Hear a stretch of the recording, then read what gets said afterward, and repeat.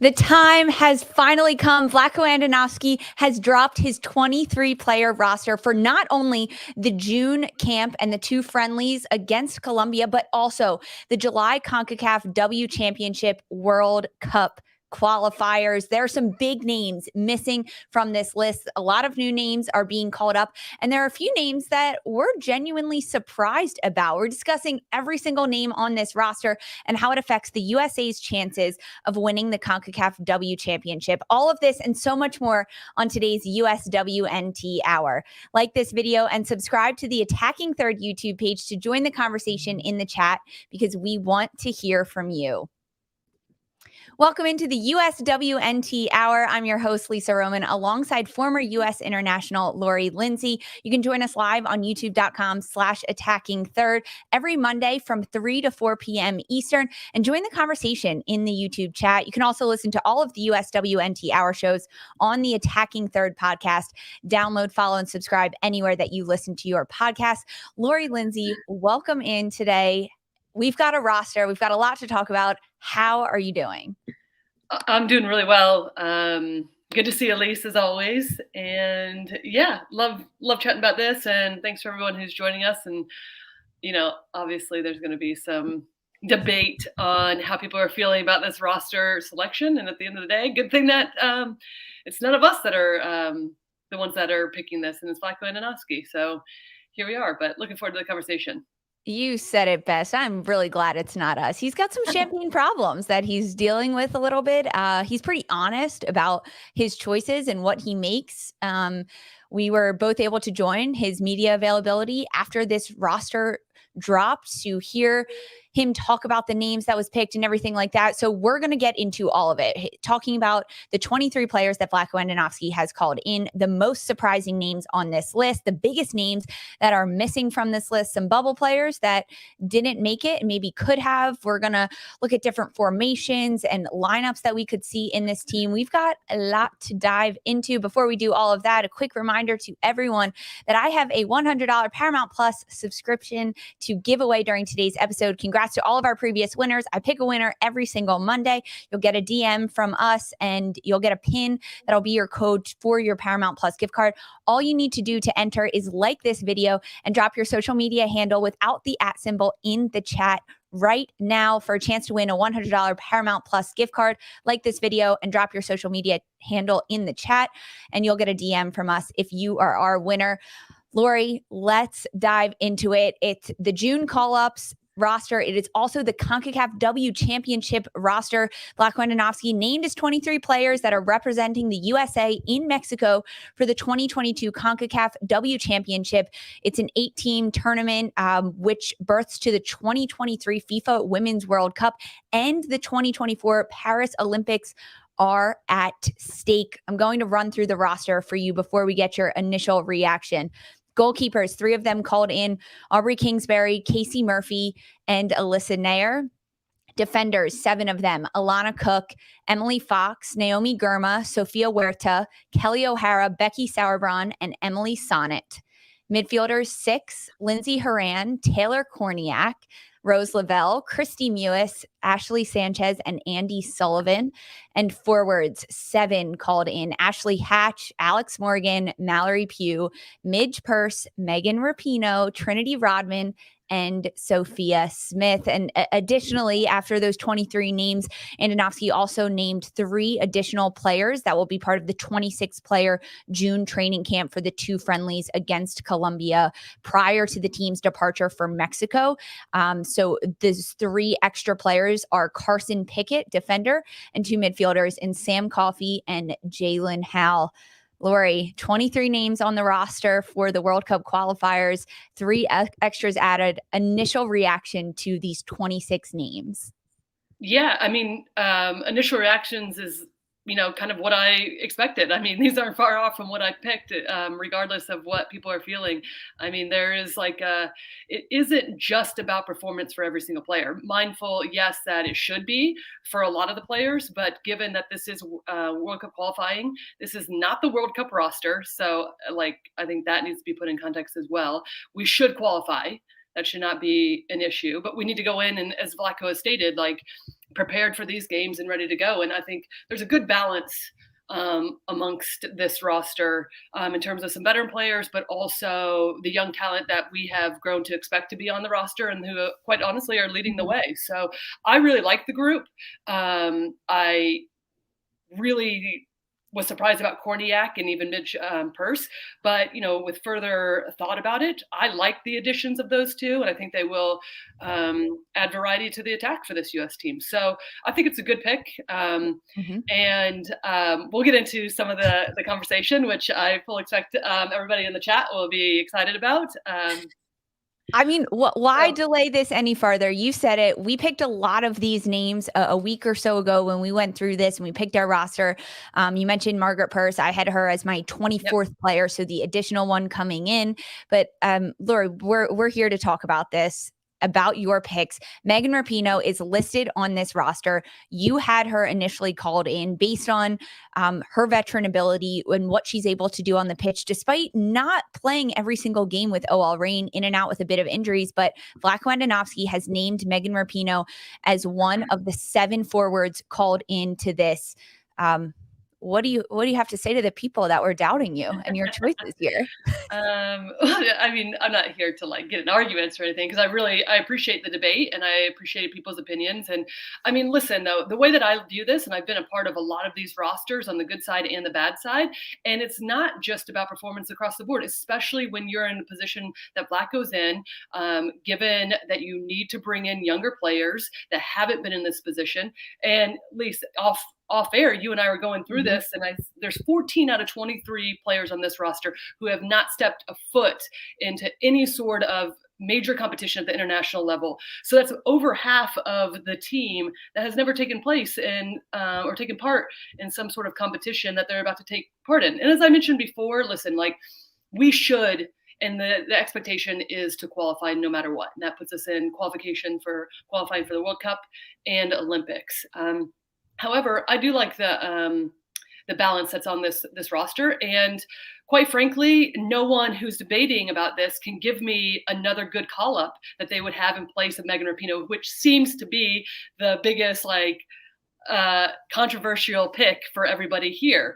Which, I mean, Vlatko stated in his media, it was very point blank. He's had some really good conversations with Megan, knew exactly what she can do. And listen, honestly, the reality is this was the same on the men's side. You are not going to leave off a player that has proven that they have been one of the best ever and led this team, and this just wouldn't happen. Yes, you would bring in younger players, but this is exactly what would happen on the men's side heading into a world championship. And don't come at me with anything else, because it's just not true. But I mean, so like I said, no one's been able to give me a legitimate replacement who you would bring in. And Balser, Sid, who I've heard, Morgan Weaver, those aren't it, because Weaver doesn't even start for her team consistently. So, and Sid and Balser are not it either. So until somebody has a really good replacement, then the point is moot, in my opinion, because Megan has shown that she is ready. Yes, she's been battling through injury, but I think also what Vlatko has said in the media, she's going to be playing behind Malpew, who hands down is the MVP of the league currently, right? She has been outstanding, and fully expect her to be leading the way in these World Cup qualifiers and being the main one to lead the line in the front. So Exactly. Well, everyone in the chat, drop your picks with a bit of reasoning. Lori wants some reasoning. Who else could have been called in instead of Megan Rapinoe? And we need some reasons why. Don't just drop their name. But I agree with everything you're saying, Lori, and more so with what Vlatko Andonovski was saying in that media availability, is that his conversations with Megan Rapinoe were very honest in that, yes, you're playing behind a player like Mallory Pugh, and Megan is very much okay with that and understands her role on the team, which I think is a bigger aspect and a bigger vantage point that a player like Rapinoe brings to this roster, because she's been in World Cups. She's won them. She's won Olympic gold medals. She's played at the highest level in controversy through adversary, which is one thing that Vlatko Andonovski spoke a lot about, is that she's a player that's been through a lot. Her knowledge, her understanding, her mentality, her experience through tough times, getting out on top, the winning mentality that she has is so valuable for this team and for players like Mallory Pugh, but Sophia Smith, Trinity Rodmans, forwards that are in the exact same position as Megan Rapinoe, but Rapinoe will be so instrumental in not only helping them with what they're doing on the pitch and finding their spaces and working through a low block that they're going up against, but also off the pitch. She understands that her job there is to push Mallory Pugh and to get her to be the best player that she can be. But this leads to our conversation about names missing from this roster. And there are a couple of them. And just as we're transitioning from the conversation with Megan Rapinoe, we have to look at a player like Christen Press, who has been playing for Angel City. She's notched a couple of goals. She is not on this list. And Vlatko Andonovski was very clear in his media availability that Press was not on this roster even before the injury that she just suffered this past weekend in the NWSL. And it's not just her performance on the pitch that was into evaluation, but how her performance stacks up against Trinity Rodman, Sophia Smith, Mallory Pugh. How does Christen Press not being on this roster compare to Megan Rapinoe being on this roster? Yeah, I mean, listen, I think there's a lot of stuff that goes behind the scenes that a lot of people aren't privy to, right? And I think that probably dates back a little bit. Like, listen, I'm privy to some information and also not to all of it. And I clearly wasn't there at the Olympics, but I guarantee this has to do with a lot of stuff that goes on off the field that people don't know about, right? And so as good as Christen Press has been, I think more of this has to do with like leadership aspect and what that looks like in terms of not only your performance on the field, because in general, Christen Press is going to be more like a Mallory Pugh. And I said this from the beginning too, about what Megan can bring in terms of her play. And Vlatko said it in the media, right? His media availability today, and just the difference. Not a lot of players bring what Megan brings, whether it's 10 minutes, whether it's 30 minutes, right? Whether it's this isn't about 30 seconds to score a penalty kick at the end of a game. Yeah. Or her first two touches, or she hits the crossbar against San Diego this weekend, right? So I think it looks very different from player to player. But I also go back to the 2015 World Cup and somebody like an Abby Wambach, who wasn't playing her best, wasn't going to get 90 minutes. Do you bring her because you know what you're going to get off on the bench, and you know how she's going to respond to being on the bench? And I think that with Megan. Right. And I think there's some internal stuff that we don't actually know with other players. And take what you want with that, with what I'm saying with that. But you can read between the lines. All right. So I think Vlatko has his reasonings, but I think that's probably what it has to do is behind the scenes chemistry, what you're going to get, how people are going to react, maybe not starting or playing as much. So, yeah. So some people dropping in the chat, I love this, drop your information, your picks for who else could have been. Some people are saying Kristen Hamilton. We got, that's James Miller dropping a Hamilton in there. John saying Jessica McDonald's been with the USA at the World Cup and she has the experience. She's playing for Racing Louisville right now. So just some other names popping up here, but it's a lot of the recent experience I think that Megan Rapinoe brings. And also Christen Press is now injured. We don't know the extent of her knee injury at this point. So despite Vlatko saying that Press was never on this roster, she's not at this point because she is injured. We don't know the extent of her knee injury. Of course, wishing her the best and that it's not too serious and that whatever it is, it's an incredibly speedy recovery. But at this point, she's injured, and that falls into line with a number of other players. But any thoughts from you, Lori, on like a Jess McDonald, a Kristen Hamilton with Kansas City? These are just names that people are throwing into the chat. So yeah, like they have had good. I think Kristen Hamilton's great at the NWSL level, right? Does she bring something more that's going to beat out somebody currently with our attack in the U.S. Women's National Team? No. And at this point in time, the conversation is around having a little bit of balance with the youth that have been extraordinary and a bit more veteran players on that front line, which in this case would be Megan and Alex Morgan, right? So if you're bringing in Kristen Hamilton, she has no experience at this level. So you're just adding to the inexperience of at the national team level. Jess McDonald did go to the World Cup in 2019. Barely played, though. Has been great. Love Jess and what she brings. Do I think that this is a player that the U.S. needs currently? No. I don't. And so, like, does it take anything away from her value and what she brings? This is just a different level. And we're talking about little nuances. I'm not saying that Megan Rapinoe throughout this, I mean, listen, I think sometimes this gets totally out of context and what people think. It's not like Megan Rapinoe should be playing 90 minutes starting every game. No, but the little nuances that she brings looks very different than what a Kristen Hamilton and a Jess McDonald brings, even very different to what Christen Press. And I have been at the highest level, and in these moments, it's not just about what you bring on the field. It's about how you're bringing players together, the chemistry. A makeup of the team is not always the best 23 at any given time. It's about who can work the best together, who's going to bring that chemistry, who's going to bring the camaraderie, who knows what it takes to be there. And you know that, you get that. And somebody from Vlatko Andonovski, who was in his first major tournament last year, which would have been a real shock when it came to the Sweden game, right? There's a learning curve for Vlatko as a head coach as well back then. And also, this is the toughest position that any U.S. coach has ever been in, with Jill Ellis not nearly having to make these tough decisions, right? Because of there was a very core group that was in their prime at the time consistently. So this is like about the nuance of a conversation. It doesn't mean that Kristen Hamilton hasn't done really well. Again, love her, or Jess McDonald. But what are they bringing that's going to add, right? And so that's where the press thing is. Yeah, I am friends with Megan.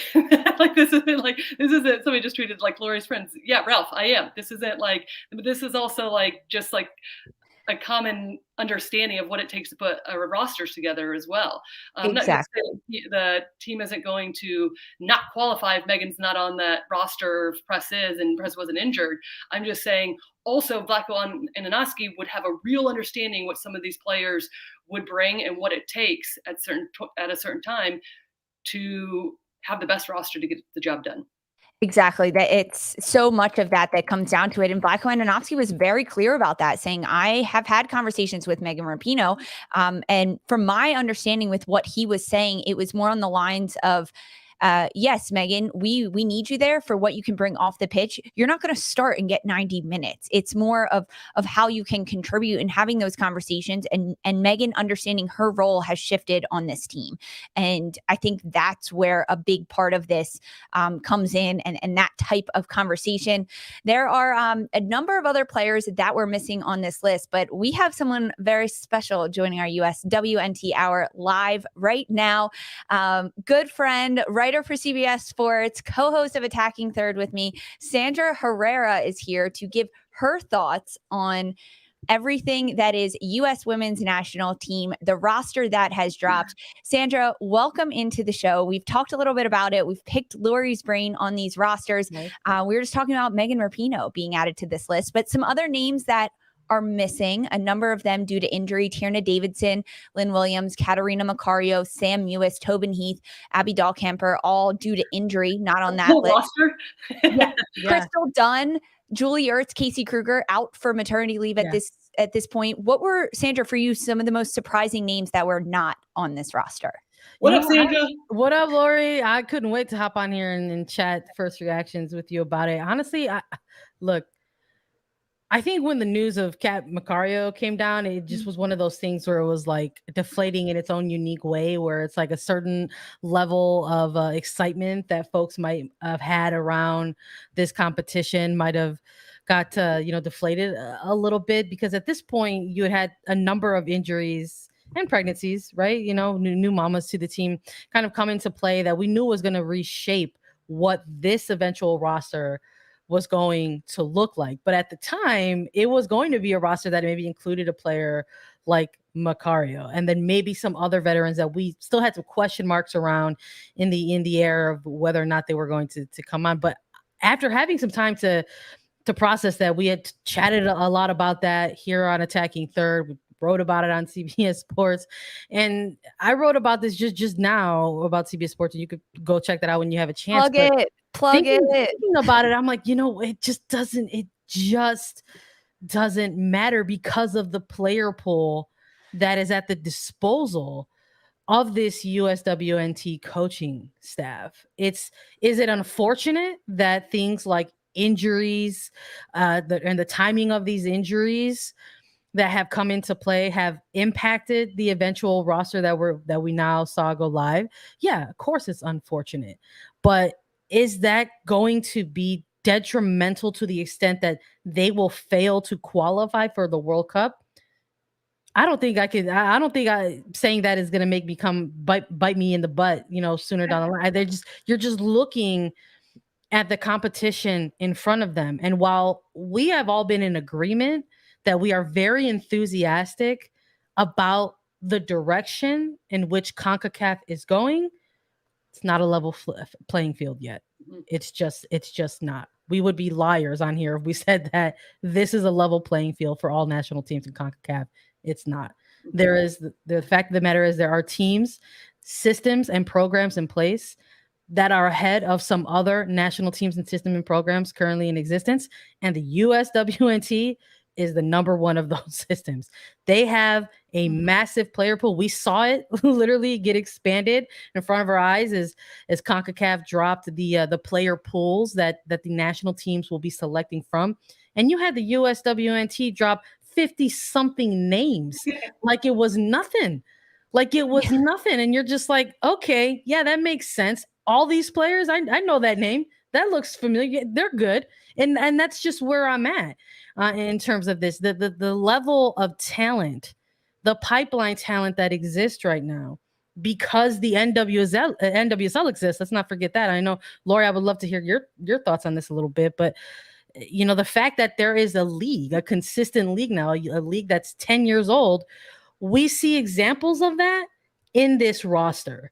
We see Taylor Korniak. We see Naomi Girma. Players who are going to be participating mostly for the Colombia friendlies, maybe not necessarily CONCACAF, but, the shout outs to Carson Pickett, Jaylene Howell. Lori, I couldn't wait to come on here and talk to you about Sam Coffey. Yeah. I love to see it. I love to see it.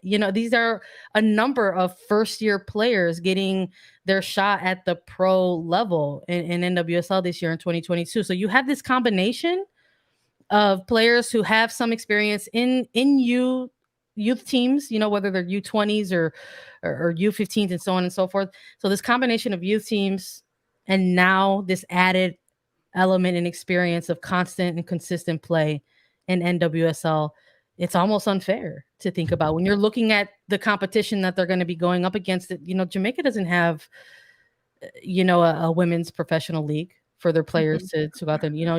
Canada, their players have talked about that. They have their players within NWSL right now. And Mexico is a country that finally got on board with forming their their women's professional league, but that is a league that's still very, very young, about as young as NWSL. So the level of talent that the coaching staff has at their disposal to sort of name a roster like this, I looked at all the names on it and said, this is a team that can absolutely go out there and clinch a qualifying spot, period. Even without name, even if they decided to not take Megan Rapinoe, which they're taking her, and that's fine. Whether they decided to take her or not, guess what? They're going to be okay. We're going to take her no matter what.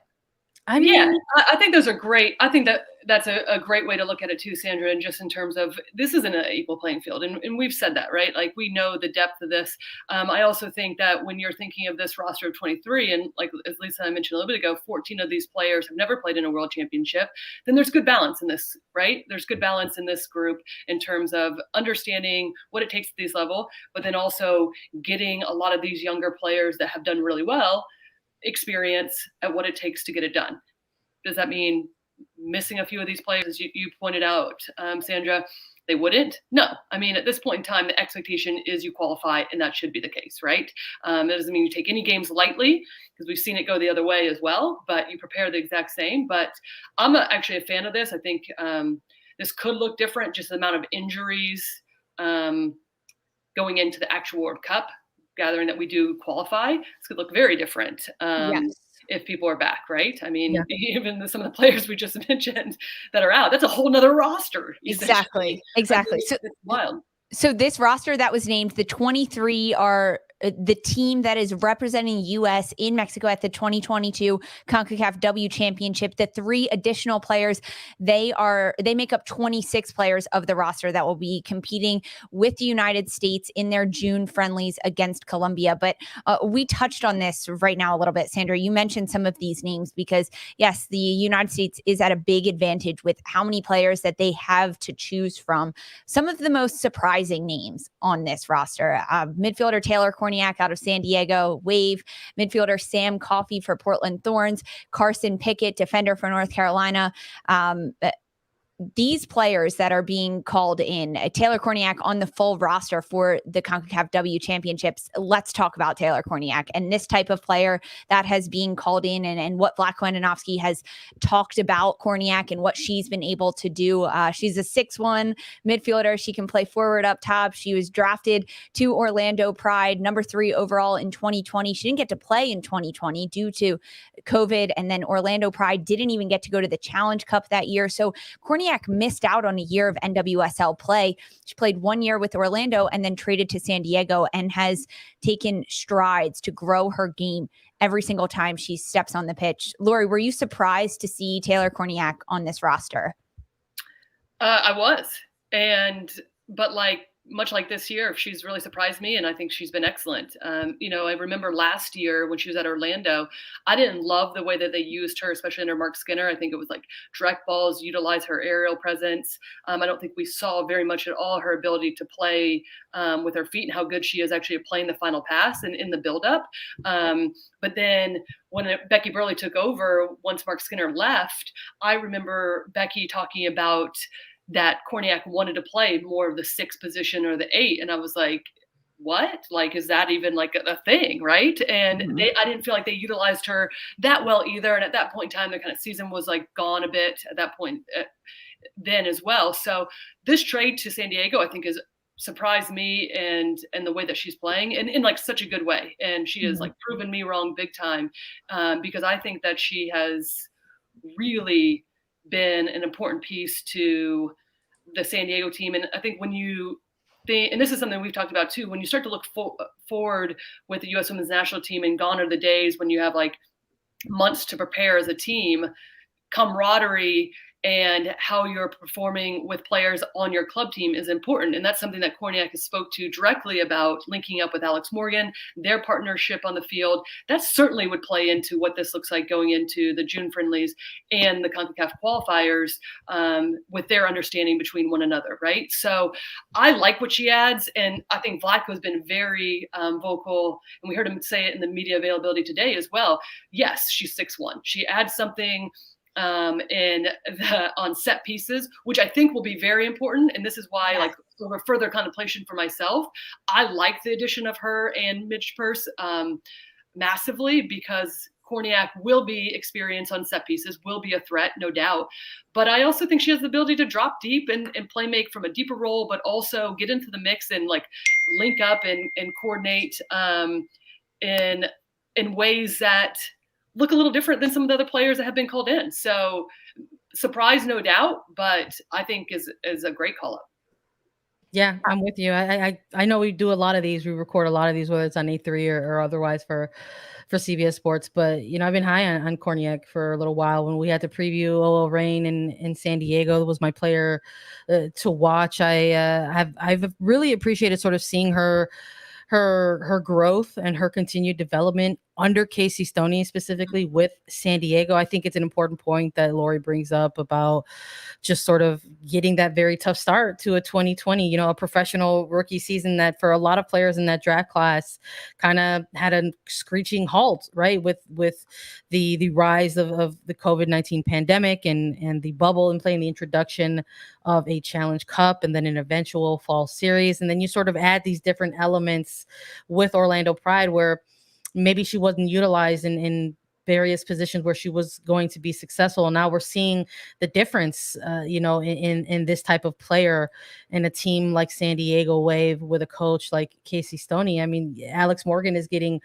all the highlight reels, right, as the goal scorer.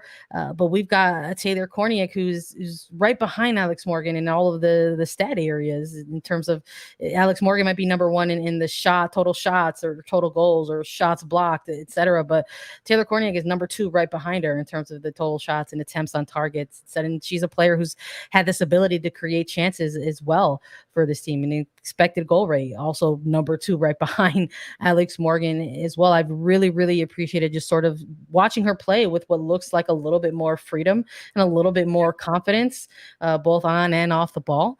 And I think her level of play this year has sort of led to this moment for her. And, I think when we're looking at the type of competition that this is, it's very important. It's for a spot in the World Cup, but you also have to look at the type of competition that it is and the level of competition that will be at stake in some of these games. And if we see her get minutes, I think that was one of the things in the release that they were sort of marking, this saying like, if she gets minutes in this Concacaf chance, she's going to be the tallest midfielder ever to sort of rock the jersey, right, in this competition for that. So would I like to see it? Yeah, yes, of course. But I think we're going to have to see some things first against Colombia to sort of see, how a player is adapting to this national team level. Yeah. Lise, can I just add to one thing too? Because Sandra had mentioned about Sam Coffey, and I've been really high on her, and I've really liked what she's added. But one of the things I was thinking about once we did see this release was the fact that maybe the U.S. doesn't actually need a Sam Coffey right now, right? I mean, she's getting called in. She's getting called in as one of the 3 extra players. And I think, at any given time with the amount these players have played, there could be injuries, right? So one of those players of the 3, Pickett, Howell, or Coffey, could be elevated up to actually a full roster in the CONCACAF, barring, hopefully that doesn't happen, right? Because we don't need any more injuries.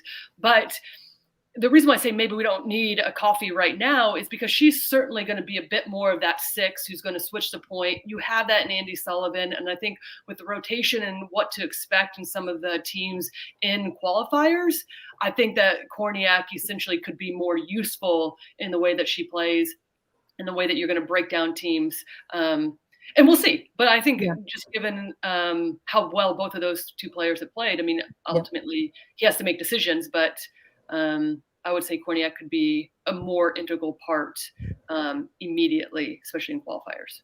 Yeah, I think that's really the plan that Vlatko has for Korniak and bringing her in. We talk so much about this media availability, but it's a chance for us to get firsthand words from Vlatko Andonovski himself about what he was thinking. And he mentioned about Korniak saying that he started following her in 2021, and then she plateaued a little bit throughout the season with Orlando, and Orlando as a team plateaued, right? They started off the 2021 year in the NWSL incredibly hot. They were at the top of the standings for I think a month, and then just continuously went down, and their level kind of died off as other teams continued to get better. But then at the start of the 2022 Challenge Cup, Korniak was back on the U.S. national team's radar, and they were watching her aerial challenges, her physicality, but also her creativity, and her partnership with Alex Morgan was a huge factor in that. And having that chemistry already that can easily translate over from San Diego into the national team is huge among this. I know you just touched on Sam Coffey, but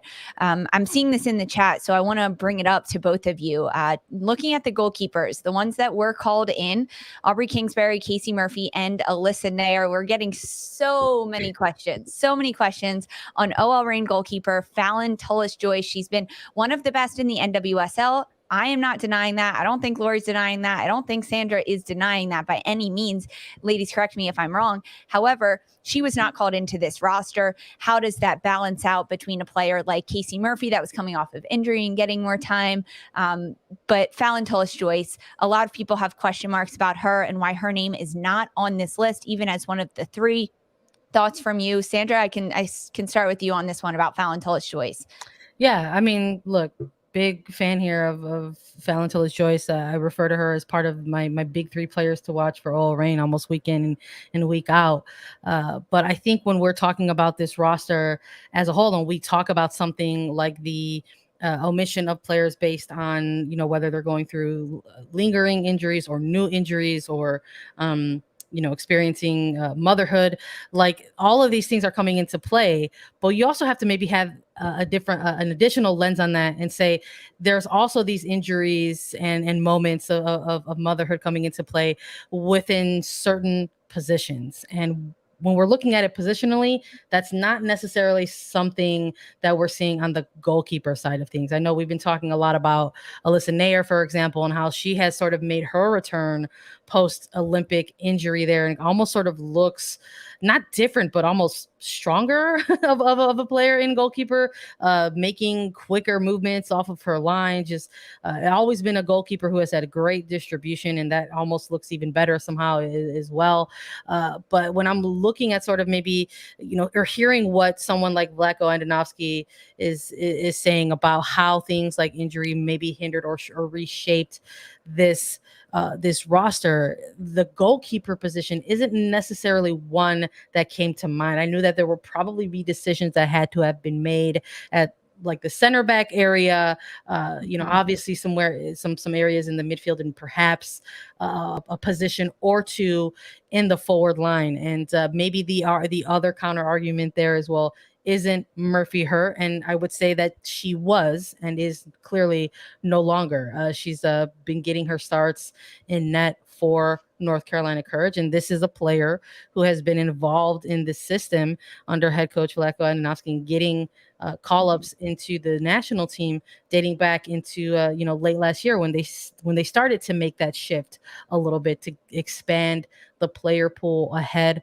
of 2022. So when I look at the goalkeeper position, listen, Fallon Tillis-Joyce, she will probably have a call up into a camp eventually. I would not be surprised by that at all. But I think for right now, for the recency and the urgency of having to meet the deadline, make the roster, go roll into Mexico and compete in CONCACAF qualifiers, you're going to stick with your regulars here. And for the most part, under Andonovski, it's been some combination of Kingsbury, Murphy, and Naeher. Yeah, I agree with that completely. The reality is the goalkeeping player pool is large. It's deep, right? And that's an exciting thing. And as I'm a big fan of Fallon Tillis-Joyce as well, and I think that she's been excellent this season for OL Reign. But like outside of Casey Murphy being injured at the beginning and now back, those three have been excellent as well. And plus they have experience at this level, right? And mind you that somebody like Kingsbury, who wouldn't have a ton of experience, has been consistently good for several years in this league. And when it comes to this position in goalkeeping, that's what you need. You need to prove that because you don't get a ton of minutes. I mean, Nicole Barnhart comes to mind, right? I mean, you had Hope Sola had over 100 caps, and the next one was like Nicole Barnhart with like 60 or something, and that was over like 15 years. And then the next was like Ashlyn Harris, who had 2, right? Like it just you don't get a ton, so you have to be able to perform, not knowing. And so with Fallon Tillis-Joyce, I think agree with Sandra 100%, deserves a call up. I don't think now it makes a ton of sense, especially just continue to allow her to play and be really a quality goalkeeper in the league. And then because she is part of the future, in my opinion. Yes. And that is the reality as this league continues to progress and more players continue to show. Doesn't mean you have to be called in right now. Doesn't mean that again, goes back to the conversation that we've had about being a really good NWSL player does not take away anything from these players. You might not get called up, and that might just be a preference by the coach as well. As much as anybody outside of that current team wants to disagree or agree, ultimately it's Vlatko and his coaching staff's decision, and everyone else can be really upset about it, but they're the ones that know about the internal workings of the team and why you choose somebody and why you like player A over player B or not, right? And sometimes it might not look like the best 23 that everybody had in mind, but guarantee that they're picking on other reasons just outside current performance and whether or not all of us outsiders like them or not. That's such a great reminder. What an incredible reminder that it's ultimately up to Vlatko Andonovski. It's not even up to us, and we don't know what's happening. As he mentioned, he was watching Taylor Korniak in 2021, and she's not getting this first call up until June of 2022. they have their eyes on players. I love all this conversation about this. We're getting so many questions in the chat about who's going to play in the 6. What does the formation look like? And now that we have a 23-player roster for the World Cup qualifiers, we get to do our starting lineups, our predictions for that. We get to take a look at formations. We're going to dive into all of this right after a very quick break. I found this flaw. There's a loophole that the lottery didn't see, And I won $15,000. Here we go back. The more we bet, the better the odds. We're betting $500,000. Go big or go home. Are you guys drug dealers? We're professional lottery players. That isn't a thing. It is now. Jerry and Marge Go Large. Rated PG-13. Welcome back to the USWNT Hour Show. I'm your host, Lisa Roman, alongside former U.S. international midfielder Lori Lindsey, CBS Sports head NWSL and U.S. women's national team writer and co-host of Attacking Third, Sandra Herrera, the best hat wearer in the game that we have with us joining us. Welcome back. We are so excited to talk about this lineups for the United States women's national team, a bit of formation rotation that we might see. But before we do that, I want to remind everyone that I have a $100 Paramount Plus gift card to give away during today's episode. All you need to do is like this video and drop your social media handle in the chat without the @ symbol, and we will pick a winner. You'll get a DM from us. So like this video and drop your social media handle in the chat, because we want everyone to watch these Concacaf W Championships and the World Cup qualifiers. They're all on Paramount Plus. So this is your one-stop shop to win a free year of Paramount Plus to watch all of it. All right, we've got the June U.S. women's national team camp roster. That is 26 names, but I want to focus on just the 23 names for right now. That is going to the 2022 Concacaf W Championship in Mexico, representing the USA, fighting for not only a World Cup bid, but also a 2024 Paris Olympic bid in this team. I want to look at the lineups that Sandra, Lori, we've all written down, and I want to go line by line so we can really dive into these and what we see positionally. Starting in the back with our goalkeepers, 3 of them called in: Aubrey Kingsbury, Casey Murphy, and Alyssa Nair. Lori, who gets the start for you between the sticks? Oh, Alyssa Nair at this point in time, for sure. I mean, I think she's been excellent throughout this season. She has a lot of experience. And I think, listen, like the reality is too with all of this, it depends on who you're playing. If, like, that's going to look different each game, obviously, with the opposition, but rotation of players. And this is always an interesting one, because I think not a lot of it will change, but you're going to have rotation, right? You're going to have rotation in these lineups, but Alyssa Nair would be my first choice at this point in time. Sandra? Same. I don't know how you go into probably the biggest tournament for this team in 2022, at least, and not have your number one being number one in net. So I'm going with Alyssa Nair as well. I agree with that. Alyssa Nair, for sure. It's funny. We're talking so much about player rotation. For the Olympics, it was Alyssa Nair, Jane Campbell, and AD France. So Kingsbury and Murphy, this is their first look, Lori, right, at a big international tournament for them coming into this and looking to get experience. So I hope they get time. I am hoping for some rotation there, especially with Kingsbury. I think she would be my number 2 to step into the goalkeeper role in this lineup. All right, let's move up. The defensive line. We talked about it a little bit at the start of the show. Names missing on this roster, just to get this out of the way for people just tuning in.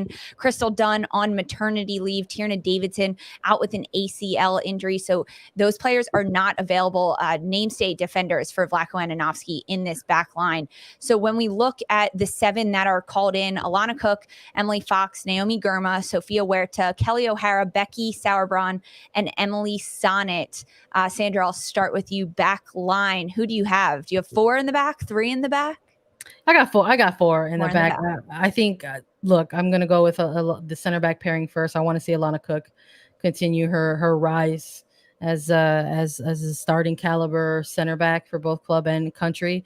I would like to see her alongside Becky Sauerbrunn, just because I'm a little curious as to how that pairing would work together. They strike me as sort of similar players, very good positionally, able to read the game with their vision.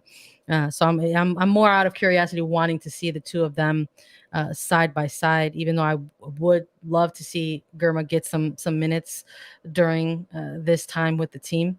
But going with Cook and Sauerbrunn together, and then at the outside backs, I'm going with Fox and I'm going with Huerta. I just am very, very impressed with the two of them and their level of play as they've continued their development at the position throughout NWSL matches. And I think we need to see more a little bit in terms of that national team level. And I also think we need to see it in this type of environment. So they're likely to get some minutes against Colombia, but what are they going to look like playing in those positions during a sort of quick up to 7-game type of tournament with some pretty heavy implications on the line. So I want to see the two of them at outside back. Listen, Sandra and I are the exact same. We have the same brain, okay, when it comes to this back line. No, I have the exact same. Particularly with Sauerbrunn and Cook, I think, because I have Huerta on the right-hand side as well. And I have Sauerbrunn back there because I've really enjoyed what Germa's brought. But I have Sauerbrunn just in terms of her experience leading that back line with Fox and Cook and Huerta. So just adding somebody in that can continue and understands about leading the line. No doubt can Cook do that. But what I find interesting about that pairing that you just mentioned, Sandra, is I think at this point in time, I put Cook as one of the best center backs, and this is a bold statement, but in the world in terms of her ability to be able to go 1v1, especially when a team plays a high line, right, which we're going to see the U.S. do quite frequently, but not afraid to be exposed 1v1. And I think with Becky, in terms of where she is in this part of her career, I think you need that next to her, right? Because she will be so good with everything going forward, still very good with being able to track things down behind, but having somebody with Alana's ability and comfortability to go 1v1 in those situations, with Nair, whoever's playing goal, picking up some of the slack in behind. But I'm with you. I mean, we've seen Fox back there a number of times, but I like what Huerta's done in the league for sure. And I'm in particular interested in the balance of Fox and Huerta consistently, especially what that looks like when we talk about not really adjusting formations, but you adjust how you're utilizing your personnel and how you utilize width, how you utilize screening maybe the back two, and does that rely on Huerta or Fox pinching in at certain times and playing as a double six? So what does that look like? And I think those two have that ability. So I'll be extremely curious, but I would like to see that back line. But with Germa getting some minutes too, because I think she's playing beyond her years. Absolutely. So would you like to see Germa rotating in alongside Cook or alongside Sauerbrunn? Both. I think both. Okay. I think you have to try both of those out, right? Yeah. I mean, I think more typically we see her obviously in San Diego on the left center back position. So I would imagine more frequently that's where we'll see. So I would think it would be a rotation with Sauerbrunn more often than not, which I think is awesome going forward to see a Cook Germa at this point in time as well. So. Me too. I think that rotation for the future of this team is really, really promising. I have Cook and Sauerbrunn in the midfield or in the center backs as well. Also, Abby Dahlkemper out with a rib injury, so she's not included in this roster as, either. But I'm still curious about Kelly O'Hara. Yes, she's coming back from a bit of injury. We only saw her get 15 minutes with Washington Spirit this most recent weekend in the NWSL. But I think if she, in the next couple of weeks, right, a week or so, can get back up, I think we would see her start over someone like Huerta. So it would be a Kelly O'Hara, Sauerbrunn, Cook, and then Emily Fox on the other outside back. But that's more so what I've seen in the past. I do think Huerta could be so beneficial there in that line, getting up, attacking that flank. I mean, that's what she does so well. I'm with you, Lise. I mean, we have seen that, and I'm kind of expecting that too, but this is a wish list. So okay. So you're going for the wish list. I'm just trying to be right over here, and I'm trying to read Vlatko Andonovski's mind, but it's fine. It's fine. I like the wish list aspect of it. All right, moving forward, the midfielders. This is a big topic of conversation. Sam Ewis is out. She's not called into this list.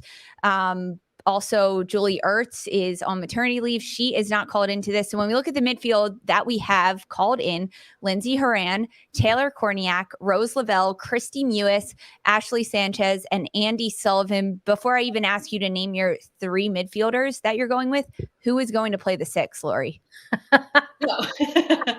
Andy Sullivan, for sure. But I also think this is where it's interesting. And, I mentioned Coffee earlier and her not being on the full roster for the qualifiers. I think then this is where you really have to get the trio of those players correct. I mean, because I think you're going to have to see some movement on how they play. I'm just going to announce my 3 right now. I don't think we're going to, I want to have a wish list, but I also am going to with what I think as well. So I'm changing each line. But I do think we're going to see Sullivan. I don't think I think it's going to be Sullivan, Horan, and Lavelle to begin with, which I think Horan provides more of that balance in between that we've seen her play, more of the 8, right? She can slip in next to Sullivan, but primarily we'll see Sullivan as the 6. But listen, you can go with a variety of partnerships here that I think would be fun and entertaining, depending also what that looks like in the front line, right? So a lot of it is, who overall what the picture is in terms of the balance of experience, but also who's been playing together on club, who has an understanding of one another. So, going back to the partnerships, you can put Korniak in there and she would be, I think, actually be okay. But it makes sense to partner her with an Alex Morgan out there, right? Like there's an understanding between those two. Hatch and Sanchez, Rodman, right, would be a group that you would think that you'd put together. So, and just for the chat, where to Megan Rapinoe probably be out.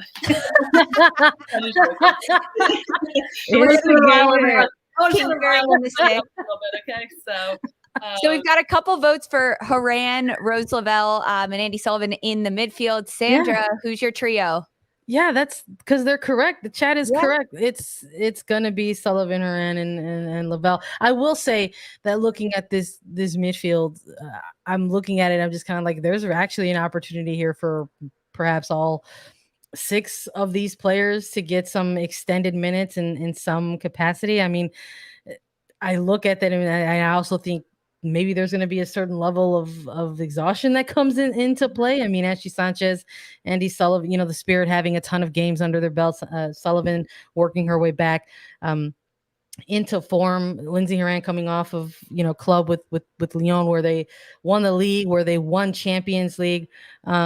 And the Wave just sort of on the run that they are right now. And Korniak, yes, while we're, giving her praise for her performances, this is also kind of the first time that she's been getting consistent starts. And sometimes when you're still at that early stage of your career, adapting to the pro level, that can catch up to you real quick when you start throwing in an added element like dual team duty for club and country. So I think there's a real opportunity to hear all 6 of these players in some capacity, especially someone like Muse, who has been a part of Andonovski's midfield core for the most part for quite some time. But I think to start things out, we're talking about setting the tone and establishing the tempo for this middle third in this national team, you absolutely have to go with a combination of Sullivan, Horan, and Lavelle. Yeah, I agree. I mean, that trio is locked down for sure, but we have to talk about it. In the 6, Sandra, you just mentioned you could see any number of these midfielders in rotation. And that means Andy Sullivan isn't going to play 90 minutes for both of these Colombia friendlies, or at least I don't think she should. I think they should get some rotation in that 6. We've had some names thrown out in the chat throughout this hour that we've been talking about it. Taylor Korniak, Lindsey Horan, Naomi Girma, Sam Coffey. Who could we see in the 6 besides Andy Sullivan? Right now as this roster, or someone who's not named? Right now as this roster. This is all you get to pick from. This is all who's traveling, getting a plane ticket. We can't. Are we really going to consider Coffey when she's only going to be available for these Colombia matches? I thought we were just focusing on. This is true. Yeah. I'm just throwing out the names that were in the chat. So if we're just looking at CONCACAF, who else could be rotated in? So that would eliminate Sam Coffey from this. Yeah, in terms of just the 6th position, I think, look, we saw Lindsey Horan have to go through some things and be relied upon in that Tokyo Olympic Games when there was a lot of unknowns about Julie Ertz. She's a player who's not unfamiliar with that position, but I'm also someone who really appreciates Horan's play when she's a little bit higher up in the pitch, when she's been given a little bit more freedom to sort of be more attacking and more involved in the offense versus being a player that is going to have that sort of dual responsibility of both someone who has to disrupt play and someone who has to also spearhead play. So while I think Horan is capable of that, this is also a player who's had to navigate some injury of her own over the last year or so.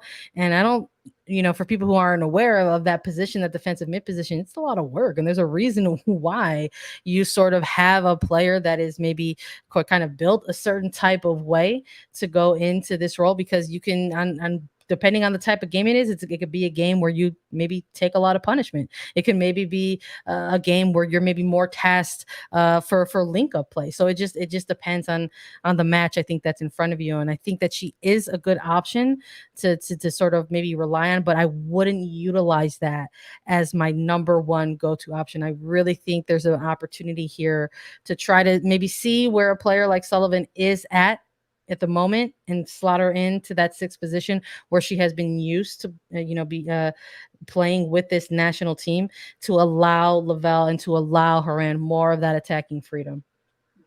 Yeah, I would completely agree with that. And I also think that we potentially won't see as much rotation as we actually think. I think in terms of the starting lineup too, I think especially the first game, as Sandra mentioned, it is really about setting the tone, getting that first game under your belt, and then you can kind of go from there, right? Like get the first game under Haiti, win that game, and then you can make some changes according, or in-game changes, right, to give players rest. And I think that Horan is a little bit more injured than we actually think, and we mentioned that on a previous one as well. So I think that's where you really managing of minutes comes into play. Could see her start the games, but I think you're going to see more of the rotation in the middle of the games than we are at the beginning. So I do think, to Sandra's point, Andi Sullivan will be the clear six, personally, barring anything wild, right? Because I do think that they believe in her and they continue to want to see that development from her. And then I think it goes back to what we've been saying all along. You just got to get the personnel right, depending on who you're playing against, because Horan can drop deeper. We've seen Korniak can drop deeper. Christy Mewis can drop deeper at times. So you're going to have people that have a bit more rotation. Now, I don't think we're going to see that from Lavelle consistently, right? No. You're going to have her higher up. You're going to have Sanchez higher up. But, I mean, there's other players that can kind of be those in-between playmakers as well that will help provide whatever the game demands, which is, as Sandra mentioned, linking up or just keeping the ball moving and tempo setting, really. Exactly. And Sullivan can do that. And she has done that before. It's hopefully finding a bit more consistency from her throughout these matches. So it looks like we're going with a 4-3-3 in our formation here consistently, the three of us. So this forward line, I want to hear who you've got called in on the roster: Ashley Hatch, Alex Morgan, Mallory Pugh, Midge Purse, Megan Rapinoe, Trinity Rodman, and Sophia Smith. Lori, I will start with you. Who are your starting front three strikers? Wish list. Yeah. Okay. Wish list. Yeah. Yeah, it's a little bit of tough at the 9 position, because it would have been super easy if Kat Macari was still there. I mean, it would be Mal Pugh, Kat, and Sophia Smith at this point in time, which we have consistently seen. That would be a no-brainer for me. And Mal Pugh and Sophia Smith are still in that starting lineup for me. But then it comes down to a little bit on like who we're playing against and what that looks like, and also what the midfield looks like. Whether or not I'm primarily going with a Hatch or an Alex Morgan. And that's a tough call, because I think it really does come down to who they're playing against. If I'm Vlatko, though, starting with in terms of just pure playing right now, I'd probably go with Alex. Mm-hmm. But that's a tough one for me, because I do think, as I mentioned before, Hatch gives a little something different in between an Alex and a Kat Macario that I think could be beneficial against some of the opponents in Concacaf for qualifiers. Yeah, I think if I'm thinking forward wish list, I mean, look, in terms of who's in front of us right now and a combination of what I would like to see play out over the July segment of these games. Look, I've been on this show a couple times. We've been doing A3 and talking about, current form of some of these players. And when I saw Alex Morgan's inclusion on this, I said, this is it. This is it. This is the time. We have seen this player pool expanded over the course of the last 6 months. We have seen the continued development, the growth of players like Sophia Smith, Mallory Pugh. We can add into that, into the mix now, somebody like a Trinity Rodman, who has been very slowly brought along within this national team. And we got to a certain point, at least for me anyway, for Sandra, where I was like, this is great. This is a lot of fun. We're getting to see a lot of new things. But now we have to start bridging these things together. So when I saw this drop, I said, great. Gimme Pugh, gimme Smith, gimme Morgan. I want to see it. I would love to see it. Hopefully it leads to some really fun stuff on the pitch for people who will be watching, whether they're deep fans of the U.S. team or neutrals who like to tune in for these types of big events. I think there could be some really special stuff there if we get to see the opportunity of these three play in some capacity. I agree. I think the Smith-Pugh combination is something that we will see consistently. Vlatko Andonovski talked about that in his media availability, how high he was on these two players, how they are so entertaining to watch in the league. They are one of the best, and they've established themselves as starters in his eyes. And I couldn't agree more. I mean, they're the duo that's going to get it done for the U.S. in the front line. And I agree that Morgan should be in there right now, just based on how well she's performing with San Diego. 9 goals in the league, and she's the leader right now in goals scored.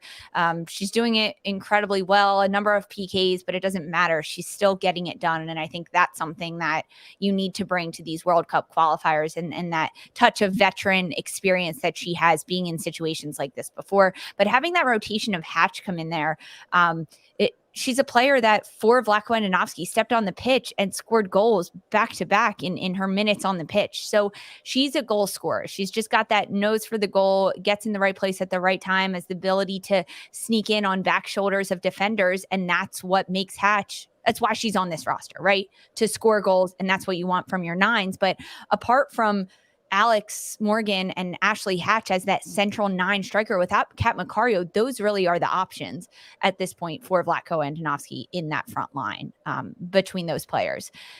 Lori, Sandra, we've talked a lot about this. We've really digested this roster as best as we could. I think we did a pretty good job with it. But before we close out, final thoughts from either of you two. Any crazy wish list you want to see? Anything formationally that might change? Sandra, for you, final thoughts on this? LFG.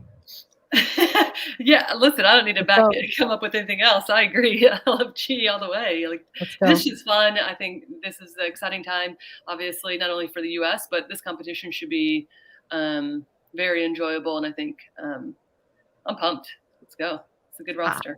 That is the way to say it, Lori, Lindsey. Thank you both so much for joining us on the USWNT Hour. As a reminder, the June training camp for the 2 matches against Colombia, those matches are Saturday, June 25th at Dick's Sporting Goods Park in Commerce City, Colorado. And the second one, Rio Tinto Stadium in Sandy, Utah on Tuesday, June 28th, ahead of the 2022 Concacaf W Championship that will be happening. Thank you, everyone, so much for listening and for joining us. Lori and Sandra, if you like this video and you dropped your social media handle in the chat, look out for a DM from us. You could be our Paramount Plus subscription winner. You can follow us on Twitter at Attacking Third for more. We're on Apple Podcasts, Spotify, Stitcher, and anywhere that you listen to your podcasts. Subscribe to us on YouTube to catch all of our interviews and get alerts for when we go live. YouTube.com/AttackingThird. We'll be back next Monday for another USWNT Hour. Thank you, everyone, so much for joining us.